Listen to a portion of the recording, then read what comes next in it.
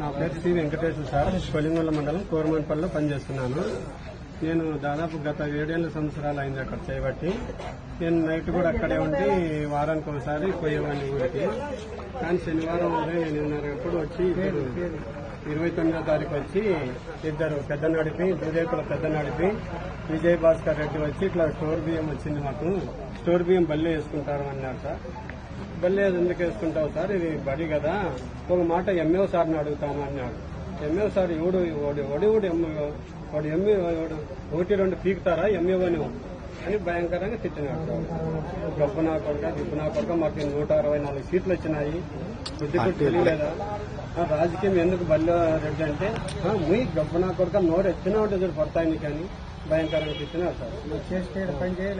లేకుంటే ఇక్కడ పని చేస్తే చేయి, లేకపోతే 2 నెలలు 3 నెలలు తెంకపో, ఇక్కడ అవసరం లేదు అని అన్నమాట. చూస్తాం సార్ అక్కడ పోయి